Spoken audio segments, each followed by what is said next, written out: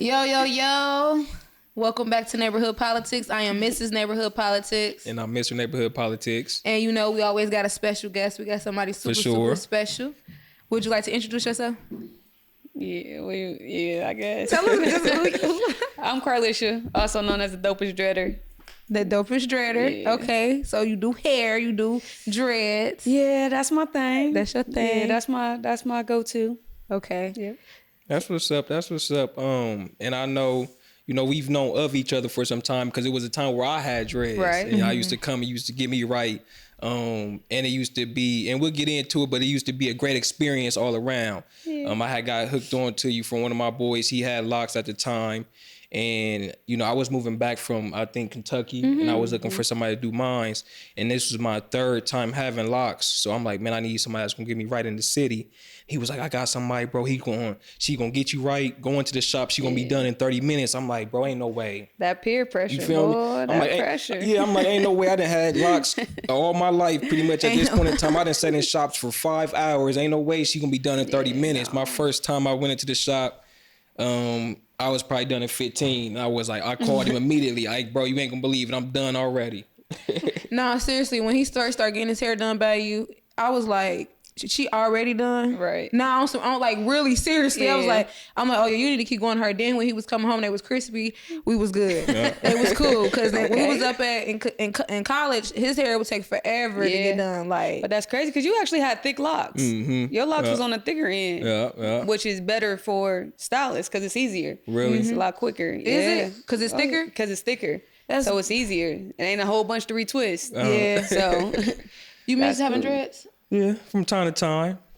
Sometimes my students be asking me that, like, Mr. Key, when you gonna get your dreads back? I'm like, man, it's over with. I can't. Did you save them? Right, that's what I was about to ask you. Did you keep them? I believe I did. Every time you cut them off, you kept them? Not every time. Okay. But I think I got a batch for sure at my somewhere in the stash. I think I do. So if you feeling, you can like. You can put them back on, but I feel like it'll never be the same. Yeah, so you might as well just start fresh. You might as well just start fresh. Yeah. Because it'll never be the same. Yeah, and I guess the benefit with me is people used to think I used to be cheating because I start today.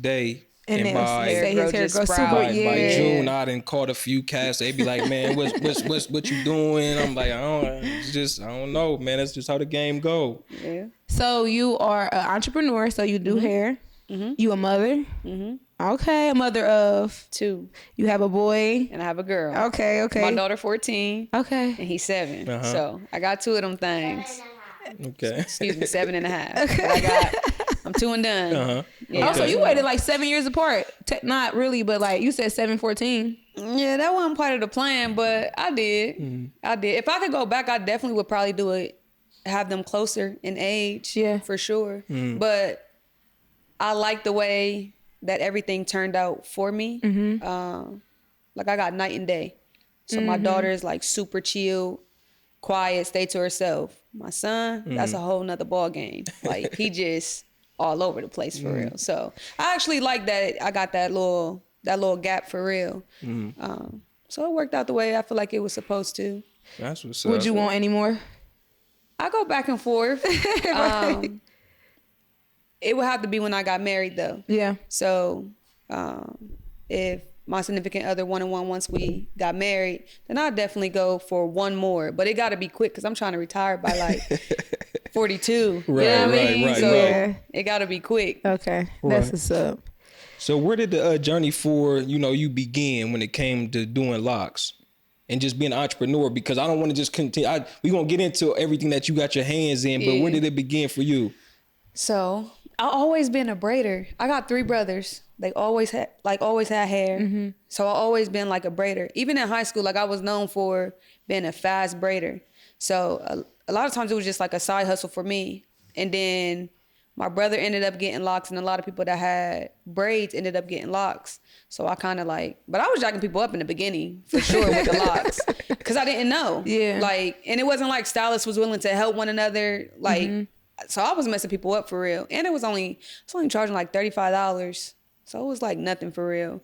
But once they start transitioning to getting locks, that's when I started, getting locks. But I didn't start taking it serious until I had my son, or whatever. I had moved out off of Bethel Easter weekend. I had like my house was booming, like going crazy. And I'm like, I gotta go to school for this. Like I gotta start taking it serious. And then after that, I did it and I just start taking it serious. And it's been literally, I wish I would have did it a lot sooner for real. Yeah. Like for sure. Instead of it just being a side hustle, I wish I would have took it serious.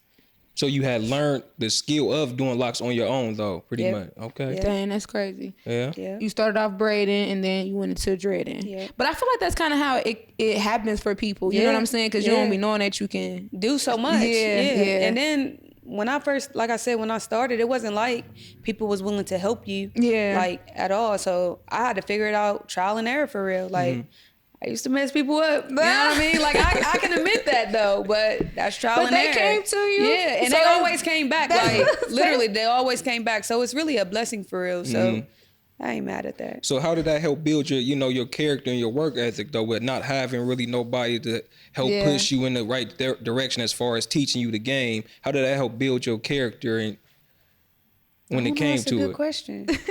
If I want to know something, I'm gonna figure it out. Like I'm gonna be honest with whoever here I do. I don't know how to do that, but I'll try. Like so, you either going, okay, that's cool, and mostly everybody was cool. Like like I said, trial and error. So I'm always open too about things that I know how to do and things that I don't know how to do. So nobody can ever go around and be like, oh, she told me she could do this and jack me up. Yeah, for sure. You ain't getting that one off. Because you know how we are as women about our hair. And then we be like showing pictures and then they'll be like, oh, I got that. And then it's like what you asked for versus what you got. I don't never want to be the example of that. I never want to be the example of that. So I'm always honest though. That's one thing I did learn. Like you have to be honest in this field, like completely. And it's been great for me. So was your clientele mostly men at first? Okay. And then now it's like a mixture, or you still say it's a lot of men? I do women, but they like studs, you know? So, but I don't do a lot of like feminine women's hair. So like I'm not the best at curls. At all. But I tell them like I'm learning. That's something that I'm willing to do. Yeah. But you got to know, like, it may not turn out 100% how you want it to turn out because I'm still learning how to do curls. I just don't have that experience. Yeah. That's what's up. So, when it comes to the experience part of it, what made you, I mean, you said you always was a fast braider when it come to doing locks. And again, like I said, I had locks, 2 times prior and sitting in the shop for like 5 hours, that's a lot. Did you know, like, with you being such a fast dreader, did you know you was doing something different than other locticians, or did you think everyone was doing locks that fast? No, I really didn't realize that until I got my first shop. When everybody started like, dang, you quick. Dang, I'm done already. Then I start, okay, I am kind of quick. Then I start asking them, well, how long was you sitting over there? That's when I realized, okay, I got something up on other stylists, by getting people in and out. Nobody wants to sit in the shop all day. So that's when I realized, like, I had one up. Yep. Dang. Yeah. I ain't gonna lie, that's one of the main things that'll deter you from going somewhere. Like, somebody can be good as all get out. You be like, man, if I'm booking her at 9 in the morning because I got to make sure I can get the rest of my day. It's serious. So for you to get in and out, that's always like a plus. A plus. 100% never go wrong with that. Yeah, for sure. I definitely would say the same thing, because again, like, that could make, it was times where I was in the shop and I was like, okay, I might as well just cut my locks because I've been in here for 10 hours and I now I'm frustrated. And then in Kentucky I was actually traveling about an hour to even get my hair done. So then to sit there and then have to travel an hour back, it was a bit much. It was a bit much. And it's definitely a determining factor. So that definitely sets you apart. So thank you for being a fast competition. So in terms of being a mother, we'll go there first. I know you kind of elaborate on it a little bit, but the difference in having your girl and a boy, what would you say is the main things to where that you learned from your girl, and then that 7 years later you was able to take into, okay, now I got a son, I already learned these skills with my daughter? I think the best thing that I learned was structure. Already having that structure with my daughter, it was easy to have that with him, that structure and that discipline. And he also has, and I'm glad that I did that way with my daughter. Now, when I was pregnant with my daughter, like, that was my best pregnancy. I had the support, I had everything. So that was smooth for me. when I had my son, I was by myself. So I went through my pregnancy by myself, dealt with some baby daddy drama, you know, or whatever. So when he came, he actually got ADHD. So being able to have, it was life-changing, but being able to have that structure has really helped him as well with his ADHD. Because if I didn't have that structure and that discipline there, I'd probably lose my mind, like completely. So it's a blessing that I did that, had that with my daughter, to go ahead and do it with my son. I want to say that's probably the best thing ever, that structure and discipline. And kids feed for that. Like they need that. Structure and discipline. I think we need it. Yeah. You know what I'm saying? Definitely. Like, if we don't got structure, we don't got discipline, it could go a totally different way. Like, I mean, just from, both of us are teachers, just from in the summer not working, and then when school start back, like you like, oh, I need to get up at this time, and I get more of my day, I get more of my time, I get so structure and discipline definitely matter. So you said from your daughter you learned structure. Structure, and I never really had to discipline my daughter. I think I whipped my daughter one time. Really? Michaela's a good kid. Like that's my. Like she good. Yeah. Like I ain't got to really stress and worry about her. So 14, so is she 9th grade? Yep, she just went to 9th grade. Yep. Oh man. So you didn't experience homecoming for the first time? No. Really? My baby's a loner, man. Really? She ain't go? She didn't go. I think she's going to wait. Senior year, she got to do everything. She ain't got to do it freshman, sophomore. Save me some money. I'm cool with that. But senior year, you got to do everything just for the experience. But she's really, she works. She work at a daycare. So she doing her thing for real. She sound real chill and responsible. She is. She literally, she get up, go to school, leave school, go to work, come home, do what she need to do, and do it all over. So that's what's up. So she definitely. So I hear structure when when you say how she move. Oh yeah, that's her all day. Then. So she brought that to you. Yep. Yeah. Cause I feel like my mom was more laid back. Like we could do what we wanted to do for real. You know what I mean? So we didn't really have that structure, but I wish we did have that structure. And that's why I pushed it so hard on my daughter. You going to bed at this time, you got bath time at this time, you eating at this time, whatever. And it's honestly worked out the best for her. Like literally. I'm super curious to know with my daughter, like what our daughter is going to like bring to me. Cause I'm already seeing like change. Like since we found out that we pregnant, she bring out more of a creative side. So now we getting like stuff in order. We trying to make sure. I could just tell like she bring a lot of joy already. Like so I'm just like, I literally just asked God this morning, like I know that I'm having her not just for me but for everybody else around me, but I know that I'm gonna need her more than what I think. Because I wonder what she's gonna bring out of me, because she's already bringing out like, okay, I need to be on this, I need to do that, I need to do this, I need to do that, you know, like so that's dope to hear you say that she brought you structure, because I really been thinking about that. Like, this is my first time, our first child, and I'm like, I wonder what she's gonna, what her sole purpose is to teach me. So that's what's up. So I mean, to kind of go back off of that, so prior to even having your daughter, where was you at, like as a person? Like, was you ready to have a daughter when you found out? I wouldn't say I was ready, but I will say, young, dumb, and in love for sure.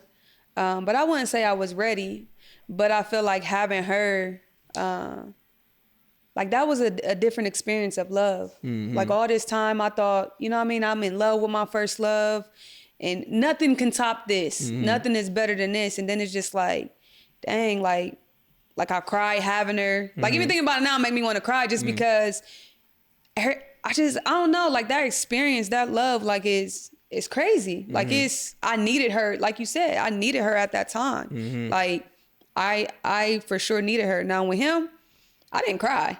I'm just like, bro, this is your cry? Like he came out crying. I'm like, bro, this is how you crying? Like what?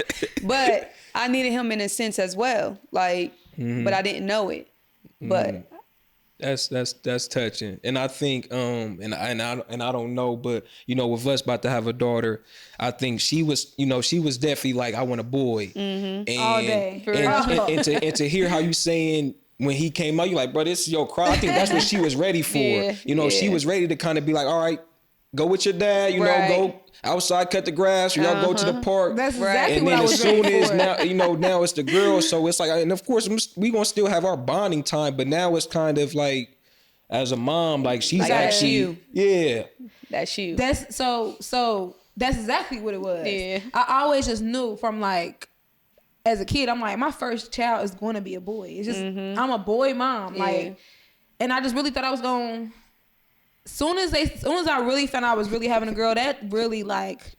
It's just, yes, it shocked me because I'm like, oh, and I work with girls. I mentor, I'm a cheerleading coach. So you would think that I would be like, oh, excited. And most of my close friends have girls. Yeah. Like I have one close friend, she got like 2 boys, and my sister got 2 boys. So you would think that I would have wanted my friends, they'd be close in age. Like, oh, there's a bunch of girls running around. No, I was not even thinking about them. So when I found out I was having a girl, I was really like, my eyes was like, I'm like, what am I gonna do with a girl? Like, yeah, I work. It's weird. Right. I don't know why that was the first thing that came to my mind as a mom. Like, can I raise a girl? Right. Like, you know what I'm saying? Yeah. So I know that kids bring out a lot in you, and I'm just kind of like trying to feel the journey out. You know, just of you still got some time. Listen, it don't feel like it. Yeah, you still got some time. It's a beautiful journey, and it go by fast. Like I said, with my daughter, that was a great experience for me. But to experience what I experienced also with my son, it makes you appreciate everything much more, you know? But I wouldn't change anything. Nope. That's what's up. And you know, so you say he had ADHD. When did you find that out? So he was given a daycare run for their money, or whatnot. But I feel like, when you dealing with kids know who they can play. Yeah. So I feel like they wasn't just stern enough for me or for him. But he was given a daycare run for his money, but I was whooping my son every single day. Like, just because I don't play all the running around, the disrespect. I don't play none of that. So he was getting whipped every day. So we went to kindergarten, and I love his teacher. I wish he can have her every year. But Miss Mays, she ended up telling me, like, have you ever looked in, you know, for your son to have ADHD or whatnot? And she was saying, not because he had stopped everything he was doing at the daycare. He had stopped. Like I said, he was giving them a run for their money, but when he was at school, he would finish his work, but he can't sit still. He got to move around. He got to talk. He's a talker. Like, so that's when I really start looking into it. And, you know, you tell another Black person about ADHD, oh no, they just want to get on medicine. And no, like I really did what I had to do for my son. Like, when you read into it and really study it and learn it, it's so much. It ain't just about behavior problems. Where people always want to say, oh, they want to just get your kids written and have them be a zombie. He's not a zombie, like, at all. But kindergarten is when I really start looking into it, start changing his diet, and then he started doing track for AAU. And then one of the coaches pulled me to the side and said, have you ever had him evaluated for ADHD? And I'm like, dang, that's crazy, because I'm in the process of doing all the testing and doing everything now or whatnot. So that's when I really like, kindergarten is when I really found out about it. How did that make you feel? Like you said, because in our community, ADHD is like, what? You know how they try to, because that's how it was for me. When I was younger, I used to be really bad, I guess. You know? Right.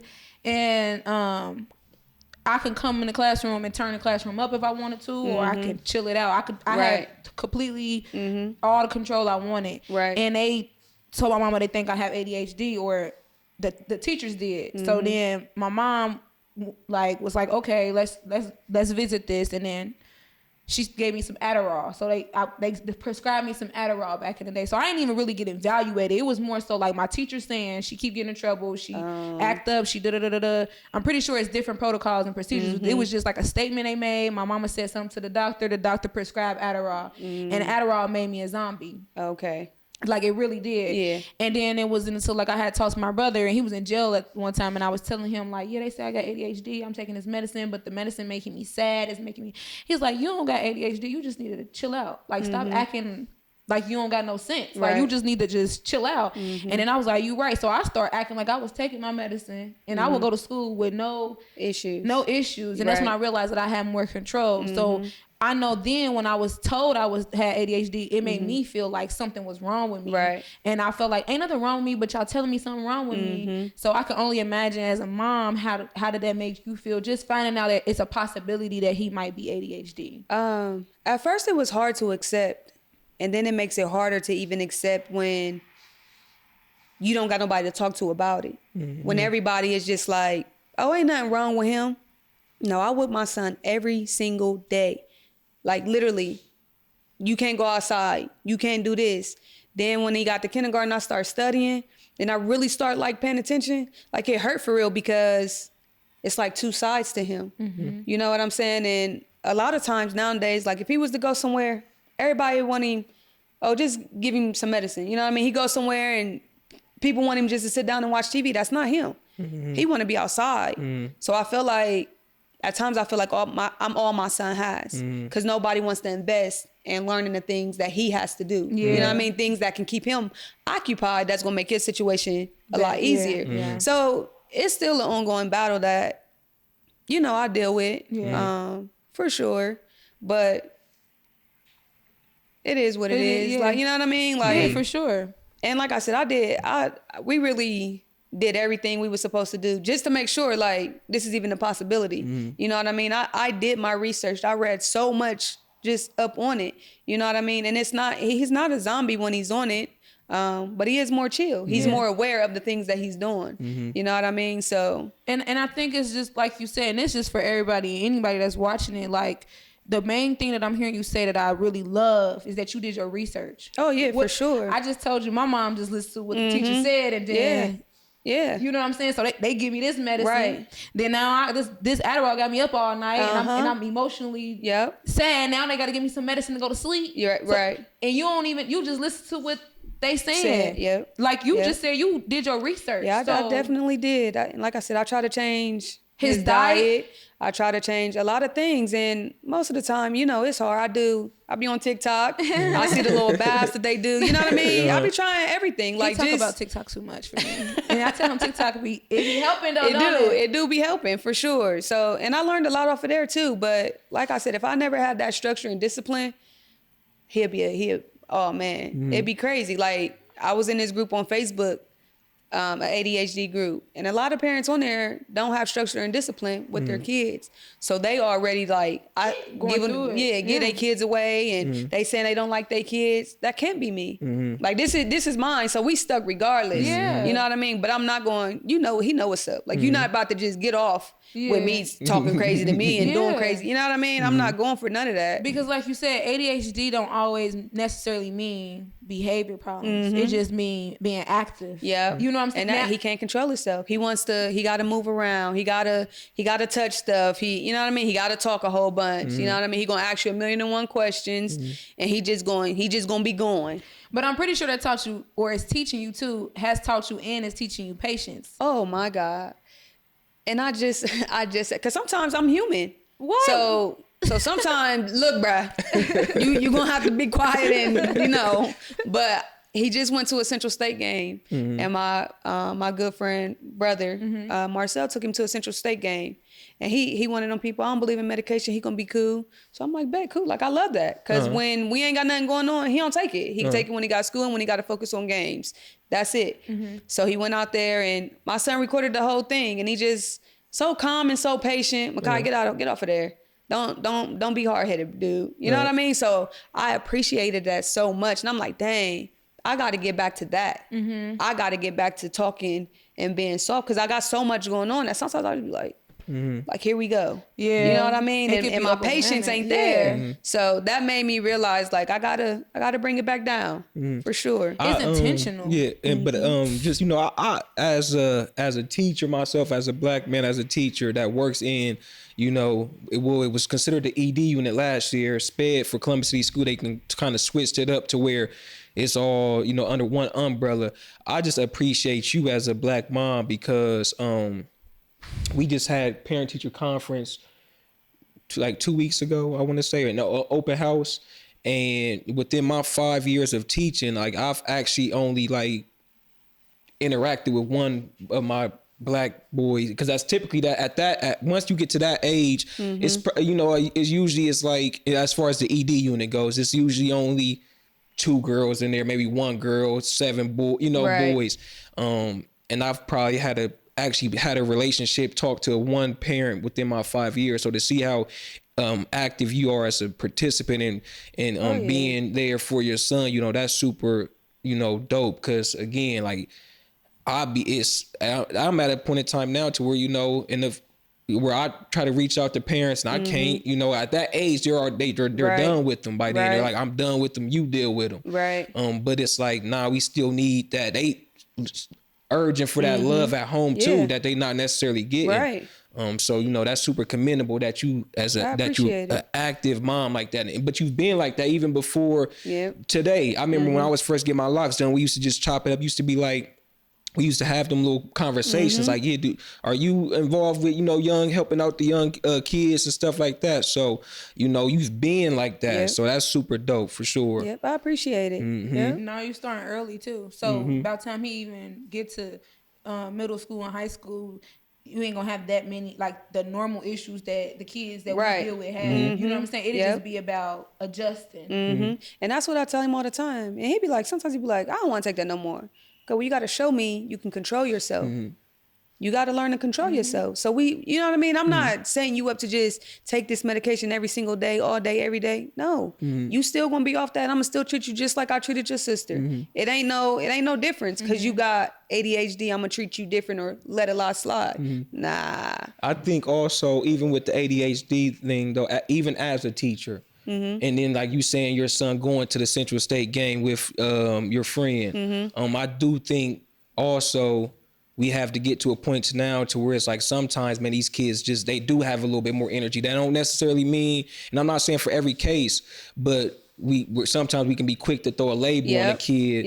And in all actuality, like you said, he went to the Central State game and he was with another African-American man that was probably a little stern with him and, as you are too, but it's just like he was perfectly fine, you know what I'm saying? But, in a school district, it seems like we're so quick to throw them labels on kids just because they're a little bit more active. Like he said, I just want to go outside. Now we live in the era to where kids don't want to go outside. Yeah, they want to play video games. Is it that he's ADHD or is it that he just want to do things that 10 years ago, let me not say 10 years ago for us. Let me say like 20 years ago, we was doing, because we couldn't come inside. We was going outside, riding bikes. We had a lot of things to exert that energy. We was doing stuff. Now, he might not have no peers that's want to do that. So now it's like, oh, you the one that's got energy because he wants to do the things that the other kids aren't doing. In which I've realized even with my kids, like even as a teacher, my class can be a little crazy sometimes,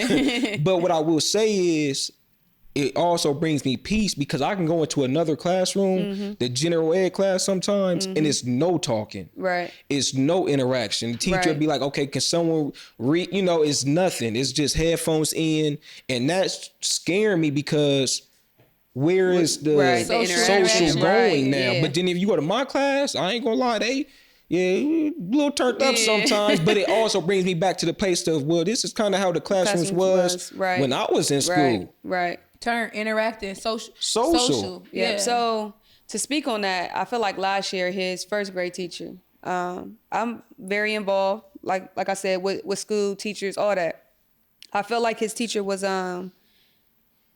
she wanted him to be perfect. And I'm like, just because he takes a medication, he's not going to be perfect. He's still going to be him to a certain degree. For sure. You know what I mean? And I feel like she would write me and be like, well, he just played today, or he like something that wasn't serious to me. Right. You know what I mean? Like, come on, man. Like, he's a kid. He's still a kid. He's in first grade. Like, he's not about to be perfect. And I feel like sometimes I hate having to communicate about his ADHD because I feel like once you say that, they expected him to be perfect. Yeah. You know what I mean? And then even at one point in time, she's like, I think you should talk to the doctor about raising it.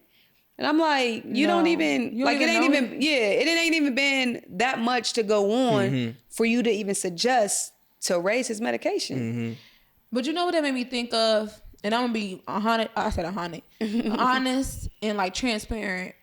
because when I'm in class, but I think it also have to do with the teacher. What I mean by that is her nerves might be bad. Right. So she was an older lady. That's my point. My nerves is bad. So sometimes when I'm like covering for certain classes or whatever the case may I may be doing, I'll be like, man, y'all need to sit down. Like everybody need to be. But then it's like times where I know like, okay, this class is a little bit more up and moving around. I'm gonna have to let them. Right. So to me, it just sounds like she just deflecting. Like, okay, she used to. It ain't that, because I'm pretty sure. Okay, he got this going on, but you probably still over here talking to Jimmy and John, and ain't saying nothing about what they got going on. But I think the fact that you are aware, you have did your research, you can advocate for your son. Yeah, for sure. And I'm not gonna let nobody just like that. Blew me honestly when she said that. And then the one time he got done with his work and on the computer he typed in something 100 times, and I said, well, you need to get him more work for him to do, something more for him to learn, because he's advanced in math and reading. So if you want him to see, you're gonna have to get him something harder to do. You know what I mean? You can't be mad that he finished his work and then he typed something on his computer 100 times. Even as a teacher myself, I've had to grow in that level, because sometimes I have to give modified assignments to some of my kids, you know. But then with the extra time, then that's where I see extra stuff going on. So as a teacher, I had to grow into be like, I can't call this, he got 30 minutes left for class. Right. What you expect for him to do? Right. Nah, Mr. Q, go ahead and open up another book or go ahead and assign another assignment to keep them occupied. It ain't always they doing something wrong. I mean, because again, they're kids. And then for me, I got young teenagers. So it's like you give this student 30 minutes of extra time to sit and do something. They're bound to do something. How can I fault him and be like, okay, well, I'm having trouble with Johnny again today. Well, did they get to, and then they have 30 minutes extra time. So it's like, you know, as a teacher, sometimes we got to figure out our own self. Like, nah, we got to do better. And that's what I was telling you when we had our PD yesterday, how the speaker was just talking about like how we need to work on ourselves. Cause like we in a profession where like, we really make or break, you know, we change, like we really, it's a lot that we have to give and that we're learning too as teachers. You know what I'm saying? That's why I said that sound like straight up, I already know my nerves bad. So I'm like, now it's some kids you'll be like, all right, now you really tripping. Like you really so but then he's like, you got to have a relationship because I might as well just start talking to you. Everybody else still work. Come over here. Let's talk. But it do take for you to like, as a person, like evaluate yourself. Cause like, she probably just had bad nerves and just anything he did. And like I said, she was an older lady, but like I said, she wasn't. You ain't about to get me to just raise my son's medication. But that's why it's important for, and this is why I'm saying with moms, you doing your research and being able to advocate for your child, because so many people don't do that. So many of these teachers just playing crazy. You know what I'm saying? Like literally playing crazy. I had a girl who she can read, but she just didn't have confidence. So she will, before like she any assignment, she will already tell herself she can't do it, that she cannot do it. So I'm in this meeting with other teachers, and I mean they acting like she just slow, really.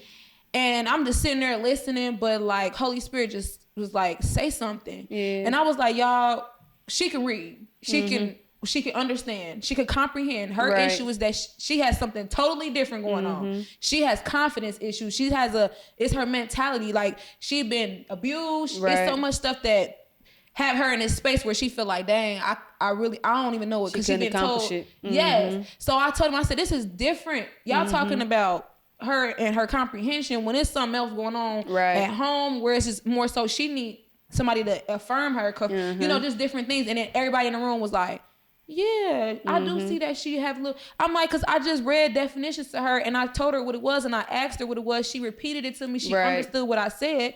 Her issue is that she just automatically tell herself she cannot do it before even trying. So what's the, you know what I'm saying? That's why I say it's just different. It's not always Yeah. You know what I'm saying? Yeah. Academic or behavior. It's right. It could be so many different things. Like, right. But it just take the right teacher to really invest and that's my point. And learn their students. You know what I mean? Yeah. So that's what I'm saying. The biggest thing you can advocate. You can advocate. That's what's up, man. So, you know, with motherhood, we kind of touched on it, and we'll get back to that. What's all the other things that you have going on as well? So my son keeps me busy. But I also coach basketball. What else do I do? Girls or boys? Girls. Okay. So this is my first year back. I coached at Linden a couple years ago, the middle school team, and I just couldn't do it. So now I'm back in high school. Well, I am in high school or whatever. So I'm the head assistant varsity coach for Groveport. Yep. So, but my son keeps me busy. I keep him busy too. That's like the best thing for him is to stay busy. You know what I mean? And then are you embarking on a journey of having a daycare or? Oh, well, I forgot about that. Dang. So I do have a daycare or whatnot, but we are still going through the process of like having the state come out or whatever. So that's it's there. Yeah, that's what's up. So, you know, being what seems to be like a jack of all trades, you know, a mom, you know, holding that crown down, you know, being the dopest dreader in what we call this the Midwest. We gonna go ahead and claim that. You know, being a girls basketball coach, having a daycare. What does balance look like for you? And then again, like having to, you know, work around the other things outside of that. What does balance look like for you? Balance. That's funny because I tell people all the time, like, if you don't have balance, you don't have nothing. Yeah. Balance is everything. But like I said, that structure, that discipline, my schedule is like it's there every hour. I know what I got to do. You know what I mean? My day is planned out completely. So it's never just all over the place. Like I have to have that balance or I'm a fold. Yeah. That's what's up. I know for me personally, like that's when I was probably, I feel like at my peak as far as everything when I was in college, and I knew, like, even though I may have dreaded it, I knew I had to wake up at 5 because we had it. I couldn't miss practice. 5 a.m.s. After 5 a.m.s, we had 8 a.m.s, probably individual workouts. Then you had class. Then you had the lunch. Then you had study tables. Then you had practice again. So it was a lot. But you know, when I look back on, you know, my life, that was probably when I was the most focused and organized because everything was structured out and already laid out for me. Yeah. Nah, 100%. Because I ain't gonna lie, the most craziest I seen him was during COVID. You know, we had to stay in the house. Oh, he was bugging. I'm like, man, are you on drugs or something? Like, I just gotta do something. Like, I'm like, bro, nah, for sure. Are you okay? That was hard. Yeah, it was. But even it's funny you say that because for real, shoot, you know, even as an adult black man, I think I might have ADHD. And again, like you say, it's so many different ways of it. But sin still is even hard for me. So I think, you know, we kind of do need to get shy away from the fact of looking at it as if it's something wrong with it. Because, you know, it's hard sitting down. I be sitting down, man. And like, it's to the point now in my classroom, like I said, can get a little hectic from trying to, I don't want y'all to think my classroom's out of control. It sounds but like I need to come in there and help you out. If my class is like, too quiet for like too long, I start being like, are y'all good? Like, can we get some energy in here? Because I'm so used to like, I need something. You know what I'm saying? I need something. Something's wrong with you. Yeah, I need something. Like, but see, ADHD can form in so many different ways because, like you say that you got to stay busy. But like for me, sometimes I be feeling like I'm fried because I'm just saying me in general. I go from one thing to the next thing to the next thing. Like I'm like, we in the house. I'm like, I'm cleaning it up in this room. The next thing you know, I'm in the restroom starting to clean up. He's like, what are you doing? I'm like, I just see. You know that I seen on TikTok. It's like he's like this guy was like, my wife got ADHD. She keep jumping from one thing to another. Yeah. So like you said, it's not that it's even anything wrong with it. I think for sure, just in general, our community and just in anybody, because I feel like, not trying to be funny, like some other races know more about it more than we do. You know what I'm saying? They've been hipped on getting therapy and all these different things that we just now being okay with, right? But I just feel like just trying to do your research and learn about it is different. Because at the end of the day, you, like you said, I got to learn how to change diets. I got to learn how to really understand what's really going on in order for me to be the best parent I can be. Like, period. Because I'm talking to you a certain type of way, not realizing like, nah, you need this kind of structure, you know, whatever the case may be. Yeah, for sure. So family, family seems to be super important to you. Even I remember when I first was getting my locks done by you, on your Jeep, which is different than the Jeep you got now. Yeah, you had the picture of your brother, and I never asked you, but it was something that I seen, and I just took note of it. And so I know you lost your brother. Mm-hmm. Yeah. How old was you when that happened, and then how was it like dealing with that? So, I just got chills. So losing him, he actually killed himself in 2019, New Year's, January 1st. Mm-hmm. He took himself out. But that goes to say he had a lot of mental issues as well, even growing up. You know what I mean? And he lost his son a couple years before.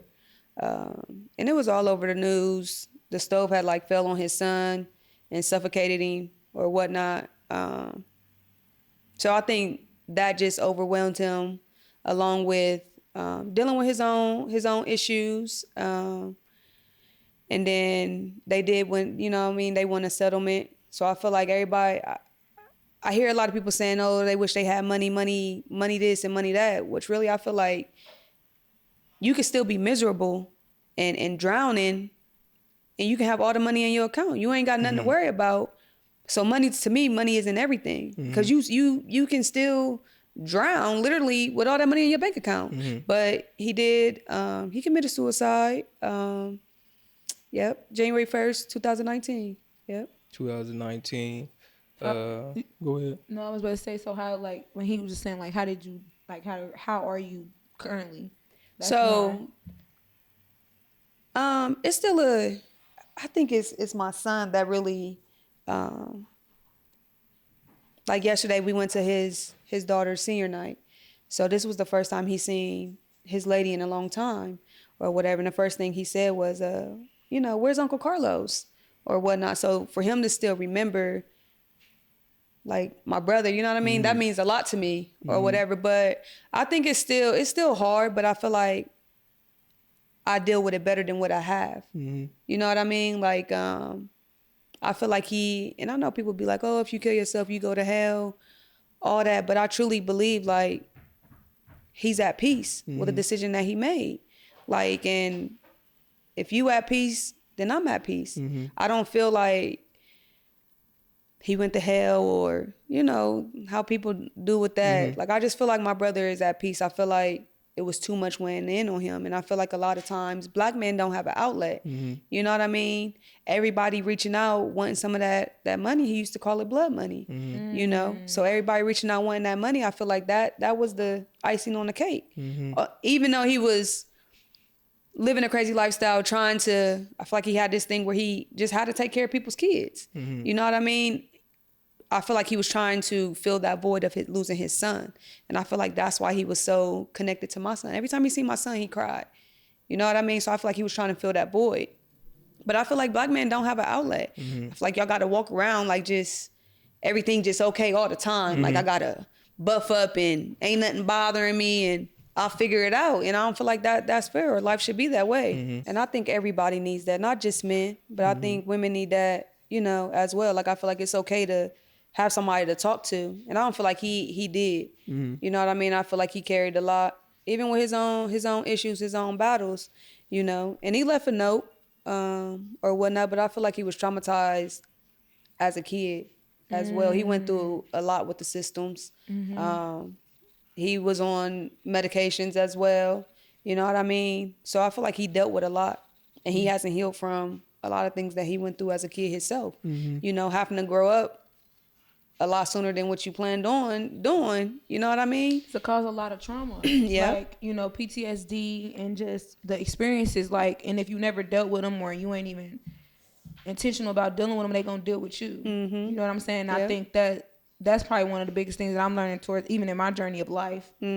All the stuff that I didn't deal with as a kid, some of the stuff we didn't even cause on ourselves. Right. You know what I'm saying? Knowingly and unknowingly, now that I'm adult, it's coming back. Right. And you got a choice. Yeah. Are you gonna try to work through it, work towards, fix it, or you gonna be like, nah, and some people say, nah, because sometimes it's literally a lot. If you've been through a lot, If you've been through a lot, and then as you're going through life and you're constantly and continuously going through more and more, you're like, how much more can I take? How much more can I take? Yeah. Mm-hmm. Yeah. And then as a black man, you know, and I know I'm glad you said that, you know, it do be challenging because, you know, as black men, it's like I would say we feel like we don't be having no one to speak to, you know, because we didn't grow up nurturing each other. Right, you know, we grew up and being told, suck it up, you know, be tough, don't cry, don't express yourself, don't be emotional.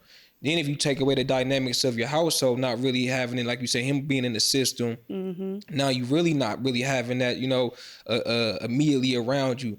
And then as adults, it's like now I'm a grown man. Who can I go to? You know, fortunately enough, I got a wife, but even with that, I still got a lot to work on to where I can be expressive with her. But it's like, who can I go to if you don't have a significant other, or even if you do, if you don't feel comfortable with, you know, if that's not you as a person, who can I go and talk to? And I feel like, you know, not to say that women do have more outlets, it's just I feel like they're more acceptable. It's more acceptable to be vulnerable as a woman, whereas black men, you know, it's not. We don't have that, you know. So I do have a question then, as like, is that also amongst your peers, like your friends as well? Like, so we, you know, y'all getting raised like that in a sense, like men are getting raised like that, but then also like, is your friends also being the ones too, kind of like, bro, we ain't about you do it. I mean, you know, it's too emotional. It's the same dynamic. So you got to think, if I'm hearing it, my friend hearing it, they hearing it, and then even with, you know, so you don't know the dynamics of their situation. So it's like, I'm saying, but is it amongst y'all? Like, are y'all saying that to each other? Yeah, that's what. So it's like, even as growing up as black men, as young black teenagers, that's what you're pushing onto your peers now, because initially from the beginning you're probably hearing it from the, you know, your immediate people. So then you start pushing it onto your friends, and that just becomes the norm. So it's like, even, I mean, it goes down to even, okay, you got a girlfriend. If I want to sit on the phone and talk to my girlfriend at 15, but my boy, we having a sleepover, and, you know, or whatnot, and the homies is over, bro, quit caking, you being soft, why you got a girl? Like, you know what I'm saying? It's deep to where we aren't allowed to be vulnerable, or allowed to be intimate, or allowed to be soft, or allowed to be just focused on one female at a young age. And then so you'll grow as an adult to where it's still the same thing. And now I don't have no one to speak to, because I might not even have no friends by the time I'm 30. Okay, so I got a question, like, what are you doing, or are you doing anything amongst your peers to create a safe space for male, you know, younger males, or just even your friendships, for the people to feel comfortable to be like, while we kicking it, or while I'm around you, I could talk to Q, or, you know what I'm saying? Like, yeah, I mean, I would say, shoot, neighborhood politics. Yeah. I mean, you know, because I mean, you know, that's kind of what, you know, my first idea when I came about neighborhood politics was to create a platform. And you had asked me before we even started rolling, like, you know, what was the idea behind this? It was to create a platform for black men to be able to come on and be vulnerable and express themselves. And have a platform to where we could talk, you know, and be like, okay, what's going on with you, bro? Or how are you feeling today? How was your week? You know, and I got a select group of peers, and, you know, that we are growing as black men to where we are learning how to become vulnerable. I was having a conversation with my boy, you know, earlier today, and we was talking about what I felt like was some pretty vulnerable stuff that incorporated growth and development, man, and being, you know, transparent about, you know, upbringings and where we are now. So, you know, I feel like, you know, getting better for sure. Okay. I just had to ask, because I know sometimes, like, you know, we say these things, but it's like, how are we changing it? Yeah, like, how are we contributing or making, you know, making it better? Because even as a woman, we have to know how to get better with being that person that they could feel comfortable with. Because we used to hearing that y'all don't cry, or y'all don't, you know what I'm saying? Or, you know, I remember one time the pastor was talking about, like, she was praying for all the men or something, I don't know. And then she said something that just made me cry, because I never thought of it in that way. She was just like, ladies, you don't know how many, or she was just praying, like, Lord, something about those nights when they crying and they praying. And I was like, I've never pictured my husband crying and praying, you know what I'm like, and being worried and being, because he don't show me that. You get what I'm saying? So for me, it's like, and when she said that, it made me cry even more, because I'm like, dang, I never picture, because I've never seen my husband be in front of me crying, praying, and worrying and whatever. Right. And even if he is worrying, I ain't ever seen it. I'm the one coming to him. You know what I'm saying? So I was just thinking about that, because like I said, I know that's important not only for y'all, but for us to be able to make y'all feel comfortable to be that way. You know, but like you was going back to your brother, you was saying you felt like he didn't have that. Yeah. No, he ain't had that. He didn't have that outlet for sure. And he dealt, like I said, he dealt with a lot for sure. But, you know, I remember when we took a cruise and he was sick on a cruise. And I'm like, bro, what is wrong with you? Like, bro, you're good. Like, they got life jackets, you're good. But he was sick because he visited his son every day at the gravesite. Been away.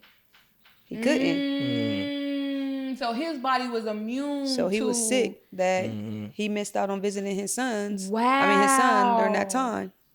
That is He would deep. visit his son every day. And then, you know, sometimes pop up on him. But he would always tell me, like, I'm going to do it. I'm going to take myself out. I'm just waiting on the girls to be strong enough. Are you serious? Yep.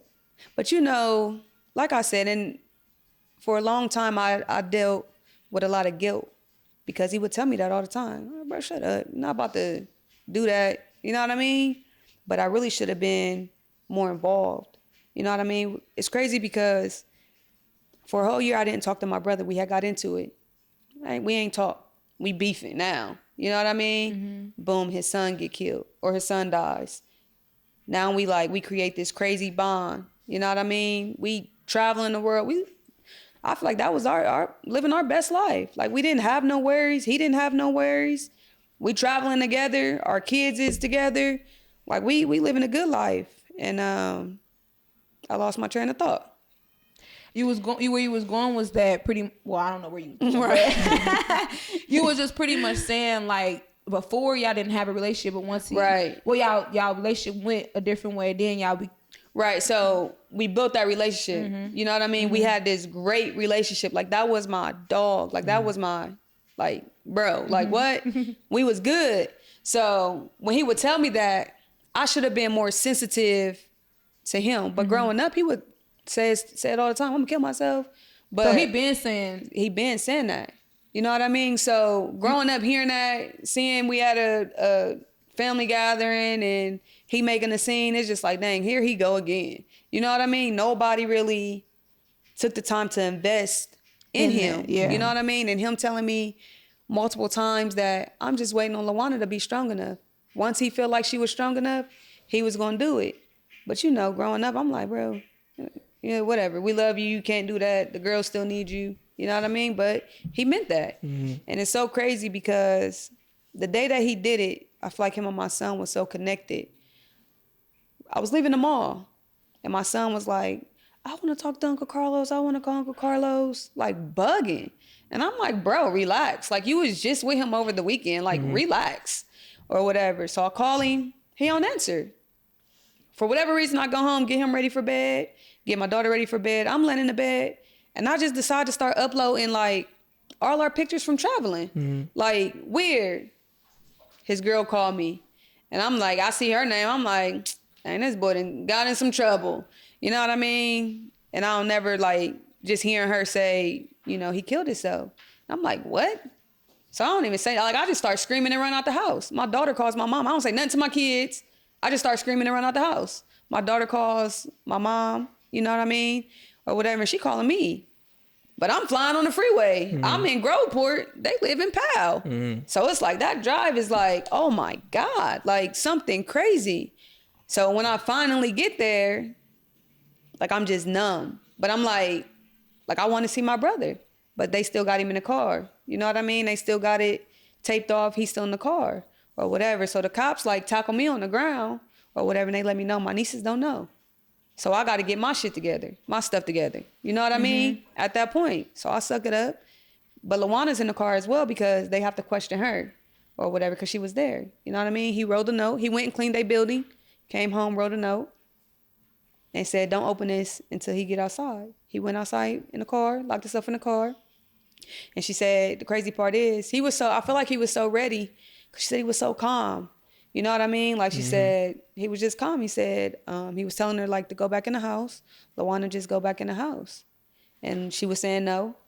And she said he took a deep breath and did it. In front of her? In front of her. Now, you got to imagine, like, this is why I always commend her, because she's still going. She's still holding on. You done lost your baby. Then the person that you've been with for years do this. Like, how do you go? You know what I mean? How do you carry on? But she's still carrying on. That's why I have the most respect for her. Like, I can't look at her no different. I can't blame her. You know what I mean? Yeah, they went through what they went through.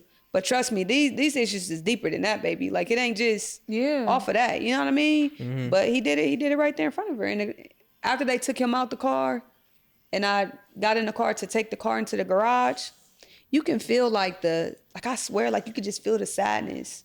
Like you could feel like just the pain. And then it's just like, I seen him at the funeral home. And after I seen him at the funeral home, it was like I was at peace. Like I was like, dang, like, it was like he had a smirk on his face. You know what I mean? Like it was weird. Like that was I seen my nephew when he passed away and got to touch him and he was cold. But this experience, like I don't wish that on nobody. It took me a long time to be able to really understand and deal with it. But for a long time, I blamed myself. Like I held that guilt inside because he would tell me all the time, once LaWanda gets strong enough, I'm going to do it. And he meant that. And he did it. He wanted to be with his son, for sure. That's deep, man. That's beyond. Yeah, right. that's super deep. And you, like you say, that takes me back to, you know, when I lost my best friend. You know, the night before, it was kind of, eerie, but it was still a regular day. Neither here or there, but then I'm just going to fast forward to, when I got the phone call at like 5, 6 in the morning. I jumped up and, it wasn't like the person who was calling me was my cousin. But typically, if I wouldn't even have picked up the phone, but just something in me immediately, I just felt like something was off and something was different.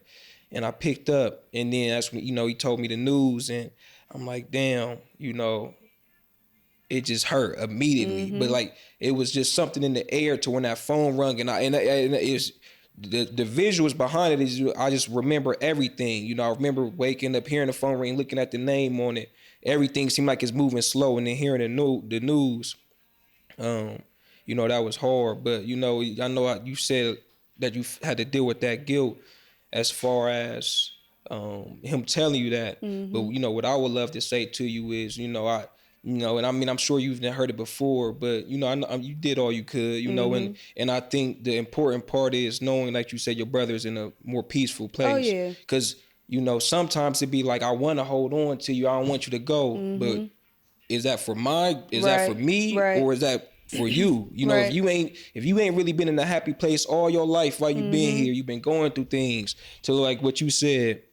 To the point where it's like, dang, I can't win for losing. Right, yeah. Am I holding on for my peace of you want you to be here, or am I holding on just for you? And I think the fact of you saying like, he's at peace, I think that's something for you to always take in and remember, like, man, I know bro is in a better place now, and he's watching down on us for sure. Yeah, and it's so crazy because when I got home after everything happened, I laid in my son's bed.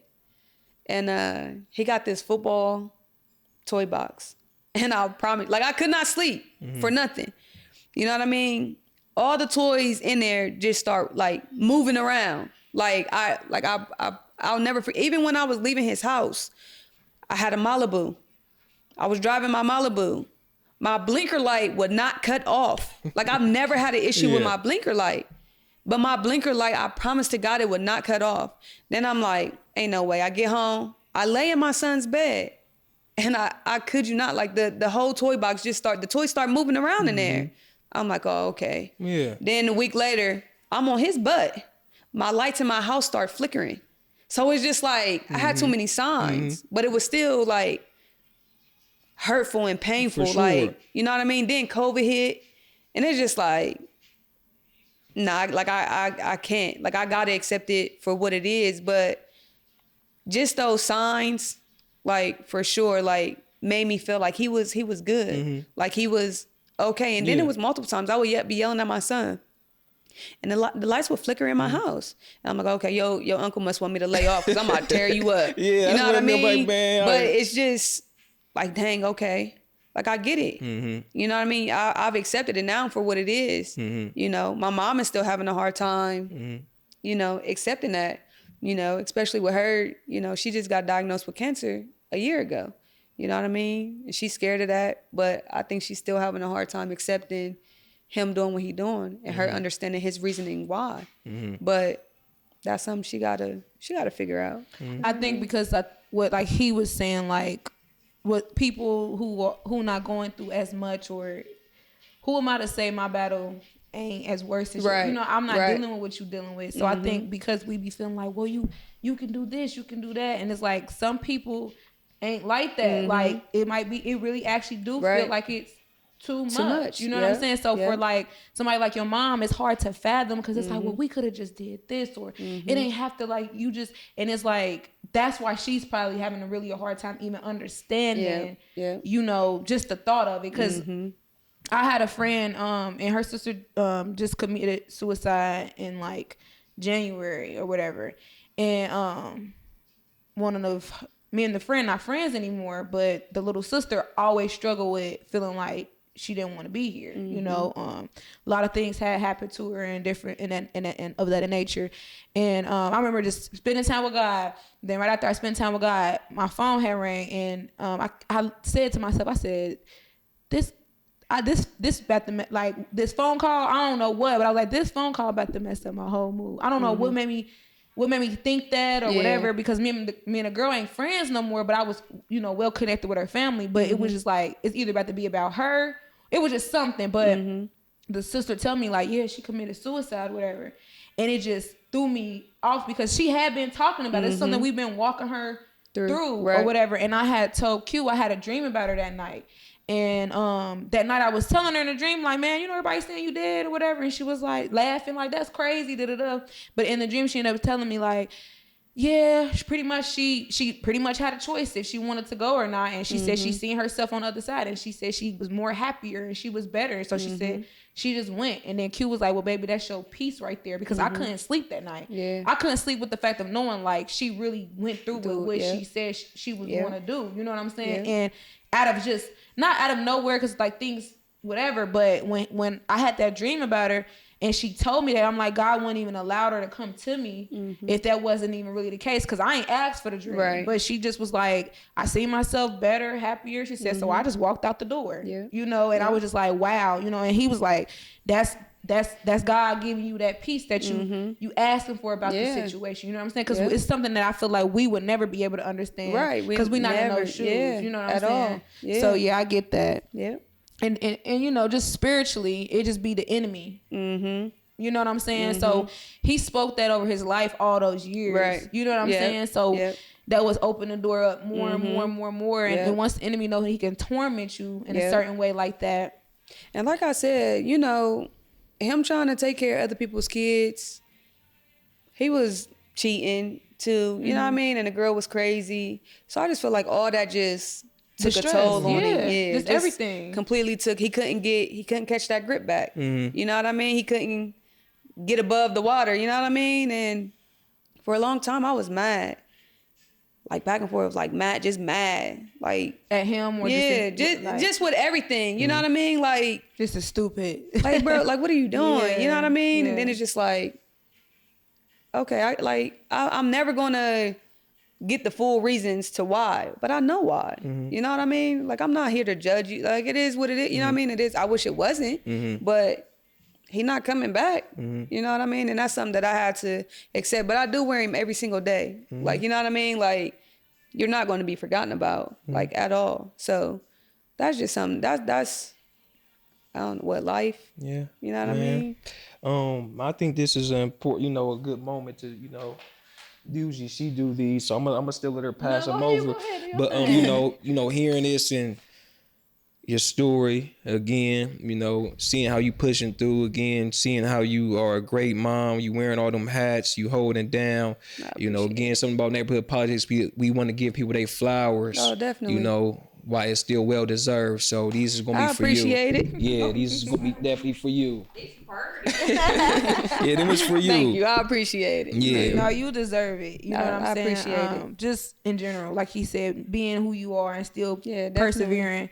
And I know it's not easy. No. Like you said, it's still stuff that you gotta deal with and work through as a mom. But you know, lifing. Yeah. But at the end of the day, you got it. Yeah. So like you said, you got that structure. You making sure you being an advocate. You're not playing over what it is that you're doing, and you seem like you really intentional. And on top of that, it's like you super strong. You give me vibes like you don't. Do you be crying? Cause you give me that vibe like you. I got a friend who just seemed like she's so emotionally unavailable. Like. I'm weak. So that's funny. Cause sometimes I feel like how men feel. Like you just gotta be strong. You know what I mean? Like you don't, if I was to open up and vent, they gonna look at me like I'm weak. So you know what I mean? So most of the time, if I am crying, I'm definitely crying in the shower. Ain't nobody gonna hear me or, you know what I mean? Or see me, you know what I mean? They gotta be something major for me to break out and cry in front of somebody. But sometimes I feel like I'm like the guys. Like I just got to be strong. Like I'm. But where did that come from? Well, let's do our little trivia, and then we'll get back to the question. Okay. Yeah, let's do a little trivia, and then we'll get back to the question. Okay. So we do something called rapid fire. Oh shoot! Yeah, some rapid fire. You know, we nailing. Let's ease it up a little bit. And have some fun. Okay. So I'm gonna give you 30 seconds. Yeah, 30 seconds to answer. It's like a this or that. Oh, okay. It's not. Look, she's like, what you got? What y'all about to ask on now? Yeah. All right. Ready? Yeah. All right. Go. Favorite thing to cook? Salmon. Dream vacation? Dream vacation? I don't have a dream vacation, but I want to go out the country. I enjoy traveling though. Okay. Go-to movie? Loving basketball. Okay. Favorite artist? Rod Wave. Okay. Soul food or seafood? My daughter put me on to him though. Hold on. That's my man. She My here. daughter put me on to him. It's so good. Yeah. Soul food or seafood? You good. Keep going. Soul food. Hobby besides doing hair? Basketball. Okay. Morning person or night owl? Morning person. And go in the next 5 years? I would love to be retired. That's what's up. But shout out to that. We gonna clap up to the retirement. We gonna speak that into existence. Well, I'm about to be 34. Okay. Yeah, I'm about to be 34. So my goal is to open up this daycare. I didn't realize starting from scratch how much it was. I really thought it was just about to be a quick process. But I definitely want to own more daycares. I ain't even got this one all the way up and running, but that's my goal. Okay. I want more daycares. I do want to move out of state and start over with the hair business. I want to see if I can go to a different state and do the same thing I did here. I feel like I've reached my max in the hair world here, especially once I booked out for that whole year. Like, you booked out for a whole year? I booked out for a whole year. Literally for a whole year. So when y'all hitting her inbox and she ain't responding, it's because she's already booked out. But money talks. Okay. Hold on, wait. No, for sure. But money talks. But I want to go to a different state and try What about this is me? What about? Okay, you want to go to a different state? Look, I hate people. I'm like, I don't know. It's like, I don't know. But why not start teaching classes? I do that. Well, for you, that could be your extra little retirement money. Yeah, but that's boring to me. Okay. Like I feel like people who be taking the classes don't really take it serious either. Yeah.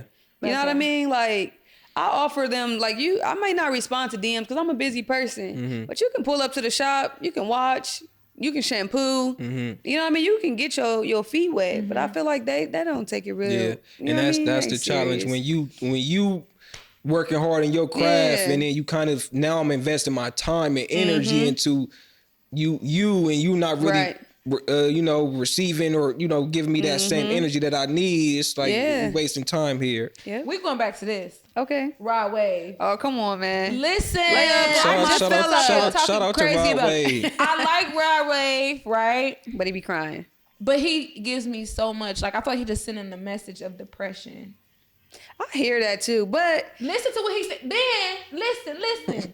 Then yesterday I'm on Instagram and he on his show. Don't you do see that. Don't do that. You see that? Jump off the balcony. Oh my. I mean, it's my boy. Okay, so come on now. Okay, I get it. Cause so my daughter put me onto him. I think 2020. Mm-hmm. I was going through a breakup. Mm-hmm. She put me on the right way. I was, man, what? Yeah. So I feel like that music during that time is with Heart him. on Ice was like you couldn't tell me nothing. That was on repeat. And I like him because I feel like he's that vulnerable piece, that vulnerable, like expressing himself type of vibe. But I also feel as if though he's putting out depressing music, which we already in a state where the kids are more depressed and suicidal than ever. Yeah. Then you have a show, and then you fall off the balcony. I get it. That's the only thing. But Rod is still a vibe. Yeah, that's why I say he's a vibe. I ain't saying he ain't a vibe. I'm saying he just killing us. Yeah. Rod, This is him. We was talking about like. Or like when we first got married, we was like gonna have a little song on our little, and it was like a little Rod Wave song that he thought he wanted to use, but the song was still just fried. Which one was it? I don't remember. It's the one. Shout out to, I don't know, but shout out to Rod. Nah, don't try to. Shout out to Rod. No, because y'all didn't know. I'm like, no, we know you anti-Rod. But speaking of, celebrities, he said, I hate you. Speaking of celebrities and so forth, you've actually been exposed to celebrities from doing hair. Yeah. So, we got, EKT40 who's from Columbus. EKT40 who's from Columbus. You've did, from what I've seen, Rylos, Lil Babies. Is there anybody else that you could think? I mean, what y'all consider famous? Yeah. I mean, Trey Berg. I did his a couple times. I do Jared Sellinger's. Okay. How you get Lil Baby? So, I don't know, I did this girl's hair and their cousins or whatever. No. So they knew somebody that was in Lil Baby's Camp. Yeah. Okay. And then they reached out or whatnot. So kind of that, you called my oop to my next question, building relationships. You are who you are because you like building relationships and you're who you are as a person. Although you are a great loctician, if that wasn't if your relationship building skills, if you wasn't who you was, that don't mean you would have been given that opportunity. Right. So what does building relationships mean to you? Oh, that means everything to me. Literally, because I'm glad I am who I am. And I have the personality that I have because I've been doing a lot of people's hair and I've kept those relationships. Even if they cut their hair, I still have that contact, that relationship. So I try to tell my daughter this too. Always be respectful, always, even if you end the relationship, end it on a good note, because you may need that person later on. So, for instance, my daycare, I've been doing this guy Terry's hair for a long time, but that's one of the relationships I kept that I'm glad that I've built because now I need you. I need help. Yeah. You know what I mean? And another girl who owns a daycare, I've been doing her hair for a long time. She actually pushed me to open a daycare and gave me everything that I needed to know to make that move. Right. You know what I mean? So relationships are very important. That's what I be trying to tell people. You got to watch how you talk to people. You got to watch how you do people. You know what I mean? You always want to be honest and upfront. You know what I mean? So relationships are very important. That's why I try to build as many as I can, Yeah, and especially as an entrepreneur, because like I say, even from the time where I first was getting my locks retwisted by you, it was always a comfortable experience. You was always open and you was just always cool. So, I feel like even the conversations that we had helps allow us to be to where we are here today, to where you okay, we still have a relationship in the sense of we can figure out something, put something together, and maybe help each other out with some community giveaways. And again, I would love to help out however I can, with your son. Oh yeah. But I think that's dope that you're big on that because you run into a lot of business owners, people who got their own things going on, and they say they like to be personable, but they're really not. Right. And I think for real, when it comes to just being an entrepreneur and doing hair, a lot of people miss the fact that it's the vibe, the experience, the overall experience. Man, I went to this girl, and I'm from Cincinnati, so in the city. She do hair. Good. Get you in and out. Right. But the experience, like her vibe, like horrible. Yeah. To the point where that it's like matters. To the point where it's like, I might book you because I just want to get in and out. Right. But I don't know if I really even want to be around you. Right. Like I want that to vibe, be in that and out, energy. and I know my hair gonna look good. Right. But do I want to be around you? Right. You get what I'm saying? Yeah, like, for sure. So that really, really, really do matter. Yeah. Like, because when you, especially with somebody here, when you in somebody here, that's a total different ball game. Like, I want to be able to trust you and be comfortable. When, you know what I'm saying? Like, you know. And I always ask, like, especially when I get new clients, what brought you here? You know what I mean? Not to hear you bash your other stylists, but so I don't make the same mistakes. Right. I'm always on time. You know, I'm big on that. So you ain't never going to come in and wait an hour to get in my chair. No, your time slot is your time slot. Like I don't play those games. I communicate. We gonna talk. If I get the vibe you don't want to talk, cool, baby. Yeah. I ain't mad at that. You know what I mean? But you gotta know how to treat certain clients. You know what I mean? I got clients, the water running. These ain't one of them clients where we can hee and ha and talk some shit. You know what I mean? We gotta be A1 with this client.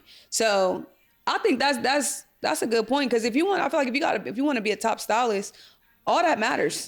Like literally all that goes into play. It do, but I think that's where a lot of girls are like lacking. You know what I'm saying? Cause like being professional too. Professionalism. Just knowing like, okay, and even if you might be an introvert type of person. Like, you know, you get it. But when it comes to you making that money and putting somebody in your chair, it's not just about the money. Like I said, it's about the experience. Like, you know, and it's just for anybody. And I don't have no business, but I know what draws me to one and what draws me away from one. Right. And it could be, it's just the vibe. You know, when you go to the store, you know what I'm saying? Blue boutiques and stuff. Yeah. You go in there, you like, you know, it's different. You go off of how they greet you. Right. And like, that's my biggest pet peeve, walking in somewhere and they don't greet you. Oh, you don't want my money then. You know what I mean? Sure. Like, greet me. Like, I didn't just, what are you doing? You see me, I see you. Yeah. Like, greet me. That's the least you can do if I'm coming in here to spend some money.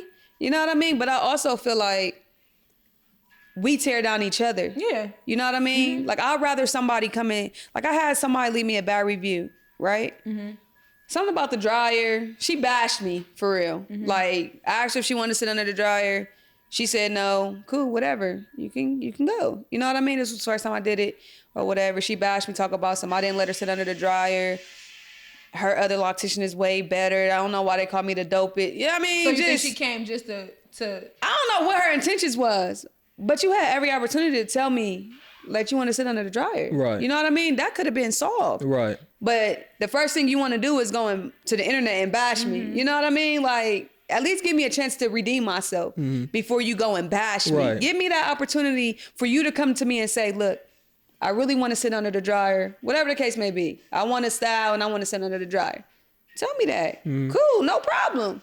My bad. You know what I mean? But instead, it's like a lot of times we just want to run to the internet and bash one another. We grown adults. Like you said, you could have came and talked to me and we could have just figured it out. But I think also too, just with that person, it was the intention from the beginning. Yeah. At the end of the day, if I offered it to you and you didn't want it right, then you purposely did this so you can say whatever. I don't know who sent you, who you work for, but you definitely was on one from that's just what you wanted to do. Like, you wanted to see. You heard that I was a good. You heard about me because it wasn't that deep to me. And when I got the review, I'm like, I really don't get bad reviews. I really don't, because I try to stay on top of my game because y'all pay my bills. I need y'all just like y'all need me, and that's why I don't care about doing celebrities hair either. I really hate it, for real. Like, I dislike it. Really? I'd rather stick to the regulars that come in every month.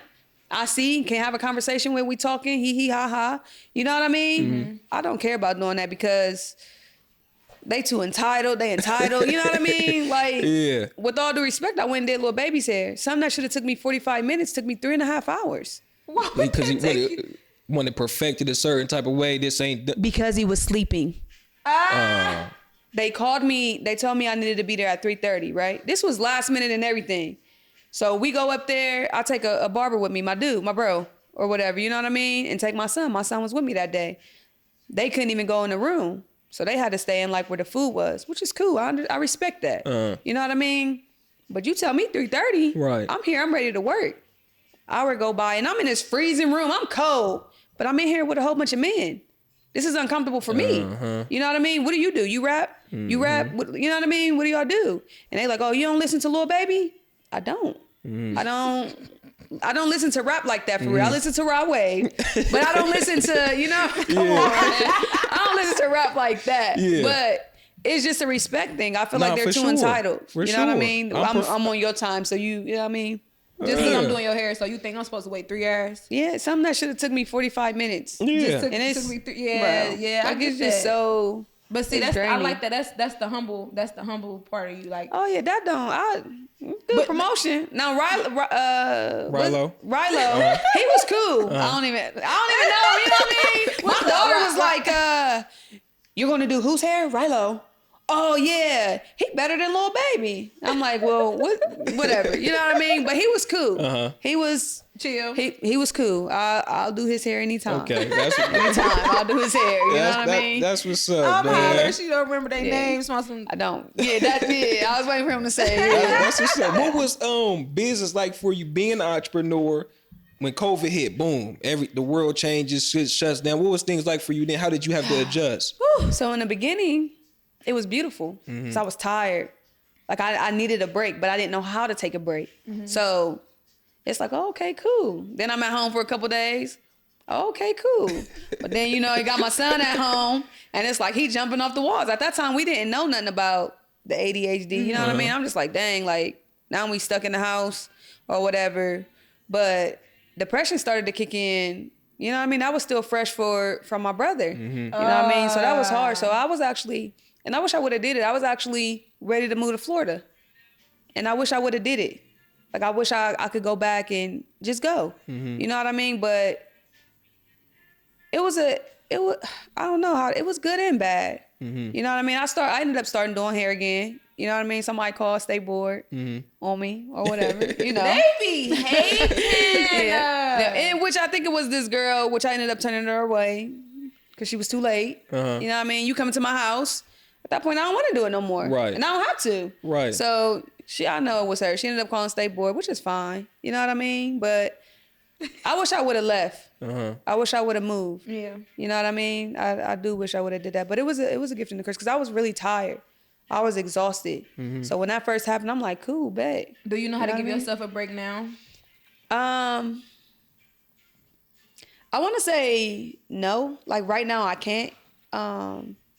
Just because there's so much that's going on. You know what I mean? And then you look at it, it's like when you get to a certain point, everybody looks at you to do everything. Depending on you. You know what I mean? So you doing everything for everybody, and then you ain't got nobody to turn to. But if I was to take a break, well, I am going to Jamaica for my birthday. So let me put that out there. So that's my break. I'm looking forward to that. So I do got a break coming up. But just to take like a random break, like it's just hard. Like you can't. Like I work every day. Literally so you don't every even have. So okay, no day off. Nope, no day off. Why would you do that to yourself? Like at least give yourself a Sunday off and a Monday. Yeah. See. And how many hairs you do a day? See. That just depends though, cause it could go from anywhere from 6 to 8. See, you know what I mean? Where you eat lunch when you doing hair? I'll be eting. Okay. Listen, I have been doing this intermittent fasting or whatever, but I'm going to eat. Okay. You know what I mean? I'm going to eat real fast, but I'm going to eat. But it's just hard. You know what I mean? Like a while ago, before even my mom got sick, like I was really at a good financial space. Like I said, I was living a good life. I was taking multiple trips with my kids. We was gone. We was living a good life. But now you kind of just slow down. You know what I mean? Funds start going, opening new businesses, you know. So I'm back in grind mode right now. So ain't no day off. For sure. Know what I mean? For sure. With, you know, even with that, being a entrepreneur, again, we went through that era with COVID where prior, you know, people, you know, I guess for the most part went to work, didn't go to work. But after COVID, everybody was like, nah, I want to be my own business owner. Can you give people, someone that's looking to be a successful business person, some advice on the discipline that it really takes to do that? Because you're living that. Yeah, I just feel like you just got to do it. I feel like a lot of times we try to wait on that right moment. And I don't really feel like there's going to be a right moment. I just feel like you got to do it and stick to it. If you want to do it, do it. For like sure. It's been multiple times I wanted to back out of this daycare. You know what I mean? Like it's been a lot, but this is something that I want. And I done already made it this far and invested this much. I'm almost to the finish line. You just got to do it and be disciplined. That's really what it boils down to, is just being disciplined. You know what I mean? Being disciplined for what it is that you want. Yep. Because you're going to have moments where you feel like you want to give up. Yep. But Literally. you just got to push through. Yeah. That's pretty much. Well, I would say, just do it till you going to Florida. Yeah. Just do it. I want to. Do it. Experience it. I think, and I was so ready, but, being an entrepreneur, taxes. Yeah. You know what I mean? So I ended up claiming all my taxes. And I had this lump sum that I had to pay at RS. And I'm like, I ain't about to just let that go to waste. So, I did end up buying a house or whatnot, but I'm going to do it. I'm moving to Florida. Like, I enjoy being in Orlando for whatever reason. Like, I enjoy being out there. The weather, man. Yeah. Like, and it's the vibe. Like, I've never had a bad experience, a bad vibe or nothing. Like, literally. And we're going to go there for his birthday in December. So we're going to go head back. Yeah, that's dope. My best friend that I had spoke on briefly, his mom had went to Florida after his passing, and I think she's happy with her decision. You know, and every time I've been down there, it's just a different, like you said, and as we all know, it's a different vibe. You know, we in smack dead November, about to be, it's getting cold. Right. You know what I'm saying? Gloomy, like you ain't gloomy now. We got to be in the house more. It's getting dark at 5 o'clock. Depression, things of that nature starts kicking in. You go to Florida, you in the sunlight. You go living a good outside, life. it's warm. Go Literally. hit the pool, whatever you want to heck. So, I speak that into your existence, I appreciate it. within the next 10 years that you'll be able to make. I think you trying to play it safe. That's a long Let's say, time. let's say, I think you're trying to play it safe. I think you're trying to play it safe. that you can retire. You can go to Florida, and live your best life for sure. I appreciate it. You said, but when you go to Florida, you said you want to start over with the dread. Yeah, I want to see if I can do. I feel like I rebrand and get your. Yeah. But you can though. You know you can. So I know, feel but like it's gonna be work. So is it? Is it gonna be as here? I feel like I got it easy. I got it made. Because so many people. Yeah, like I already built that here. Yeah. So let me go somewhere else and put my discipline, my hard work to test. Am I really about this life? Yeah. Can I really go to another state and do it there? Yeah. You know what I mean? Like I want to test the waters. But see, I think, and you got skills, and again, I don't know. I can only speak from my experience of having locks and going through other stylists. You got skills that I don't foresee a lot of people being able to have. One, just you being who you are. You know what I'm saying? Yeah. That already sets apart from different people.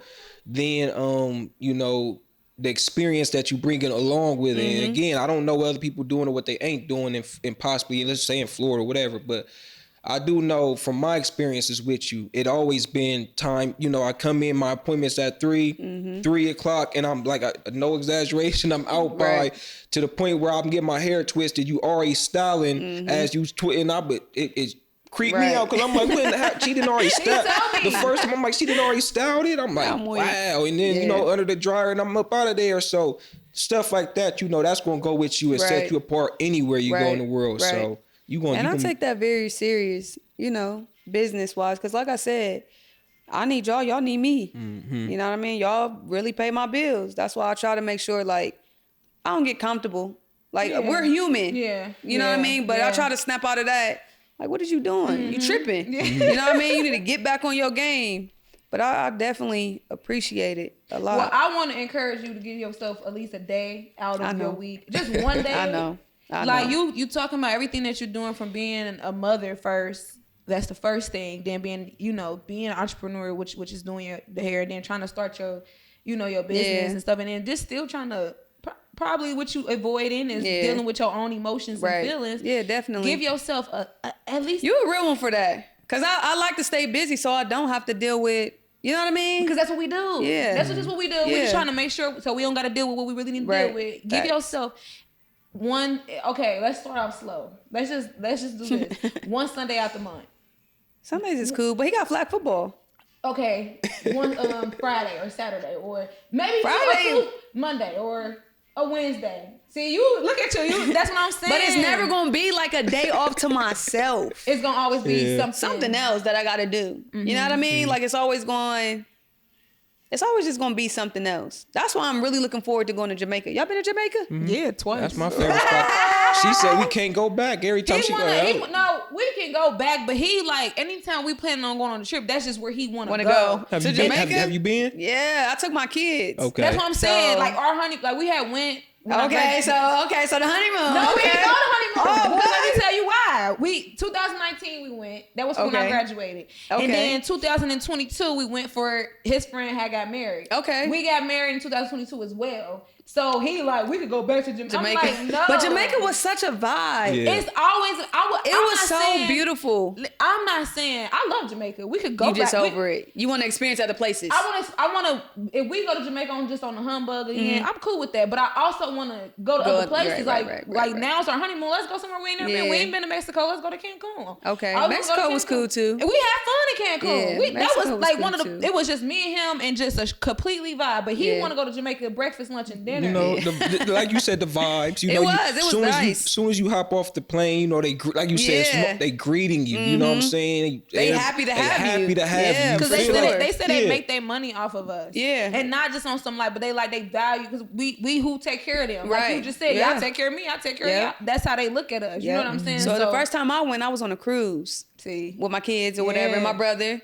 I'm like, oh yeah, we gotta experience this. Like, stay over here. Yeah, because you only went, hopped off, came, right back. So on the just boat. that little experience, that 8 hours that I was there from that cruise, I'm like, oh yeah, I definitely got to go back. I took my kids. I'm like, oh yeah, I definitely got to go back without them. You know what I mean? Like this is a vibe. I got to go back without them. So when you going? November 16th to the 20th. Okay, you going my soon. birthday November 15th. Okay, so that's when you going and you taking your break. Are you taking the kids? No, not this time. Okay. No. Well, I'm gonna give you that in November, but we gotta get you at least one day. December, I'm going to Orlando. Okay, so we're going to Orlando. See? Okay. Nah. No. I don't get no slack. Because that ain't gonna be a break. Because my kids will be there. You know I just want us to do a better job at the end of the day, just giving ourselves at least a day. Even if it's just you drop the kids off at school and you go get a massage. Yeah. And then you spend the rest of that time and then until you got to pick them up or whatever, or just ask somebody, hey, can you watch them for a little whatever and give yourself a day. Girl. I know. I'm just trying to figure out a way that we can make it work, man, because you need it ain't one that day. simple. I know it's not. And the crazy part is, this is why I say I was like I didn't work weekends. Like maybe like a year or so ago, like I worked when I wanted to work for real. Like I was really at a comfortable space for real. But now it's just like I wish I could take a day to myself and absolutely do nothing. Mm-hmm. Like I would literally lay in the bed with my blackout curtains and do nothing. Like literally. But life just ain't working out that way. But I am going to take that into consideration at least one day. Just for sure. This is my bad. Just when you think about it, just think about I could just give myself 5 hours, 6 hours. We gotta figure out something. Yeah. Go get a massage. Because a massage is definitely needed. And they got a nice little massage place that I ain't been to yet, but it keep everybody talking about it in Columbus. Nah, you gotta go first then. Nah, I'm gonna go. Yes. But you go first and then you let me know how it is. Let me know the experience. I'm gonna go. I'm gonna go. I just want you to get it in too, man. Nah, you gotta go first and then I go. Okay. Because I be having knots in my back. Yeah, for sure. I be having you always knots. stand up on your feet. Yeah, in the way I hold my shoulders. So, but that was one of my plans too, to at least get a massage once a month. But it ain't worked out that way yet. Yeah, it's gonna come though. As we wrap it up, what's some community things that you got going on, maybe in the future, or that you enjoy doing that people can be on the lookout for? So we tried this before my mom got sick. We was trying to do this mentorship where kids, if they wanted to be barbers or hairstylists, they would come in for a certain amount of time and just learn different things, watch different things, see if they really wanted to do it or whatnot. I definitely want to do that. We had a lady in the shop. She's big on reading and stuff. So, which is crazy because nobody signed up for it. But she was going to be reading with the kids. You know what I mean? Like just giving out books, reading with the kids or whatever. I want to get back to that too. I feel like our back to school event, that turned out pretty dope. You know what I mean? Mm-hmm. But I'm always trying to be involved. with kids, you know, I want to give them what I didn't have. For sure. You know, or what I yearned for as a kid. Yeah. So I mean, if y'all got something, For dope sure. would like to link up. Okay. Yeah, let's put something. Let's put something together then. For sure. I think that'd be super dope. I look forward to that. Yeah, I definitely. Man, even then, that's why I say you wear so many hats. Yeah. You really do. Yeah. You got to give us them flowers. It's definitely. Yeah, y'all like my flowers.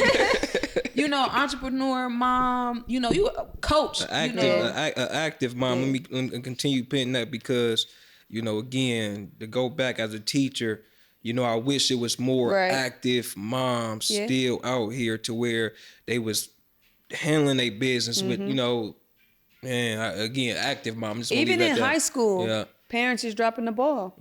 Like, and I'm learning that, you know what I mean, from being a coach. How you don't know your child is failing 4 classes? Oh my! You know what I mean? I was just like, what are you doing? Because I still check my daughter's stuff too. But we have that open line of communication. Mom, I'm struggling in this class. All right, what we need to do?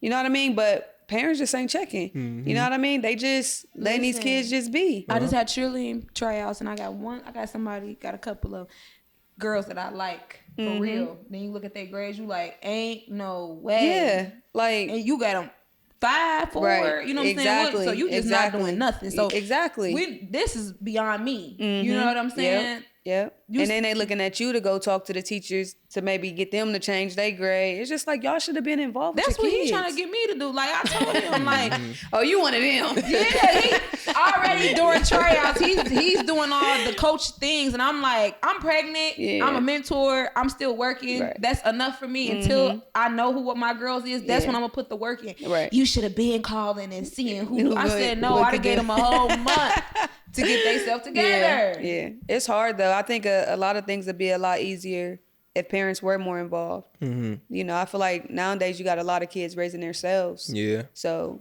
I feel like that's where parents be dropping the ball at. We ain't really involved no more. Yeah. But I'm gonna step behind mine for sure. Sure, that's hard. I'm gonna step wholeheartedly behind mine. That's hard, man. Definitely. Again, as a teacher, I really appreciate that to see that active participation and making sure your son is in the best possible situation as possible, and you're self-sufficient. What seems to be your daughter's continue to make sure she go down the right path as a young, beautiful Black queen for sure. All right, y'all. So y'all heard it here first. Dang, it's over. Dang. Look, because it just happens so it's a fluid conversation. You know, that's what we love. It just be a straight vibe, just talking. You know what I'm saying? Yeah. But nah, man, it was such an honor to have you here. I appreciate it. I will say this, ma'am. Thank you so much for taking the time out of your day to come see us. Oh, of course. Even though I had to reschedule, I'm here. I made it. For sure. Thank you. Now that I know that you this busy. Yeah, I made it. I'm sorry. Thank God. Back, right? Yes. I'm just saying. I thank God that you set aside some time for us. So that makes us feel loved and special. So and we definitely gonna hit you up for a collaboration. We just got to get it together. Oh yeah, for sure. Thank you so much for just blessing us with your presence, man. Anytime.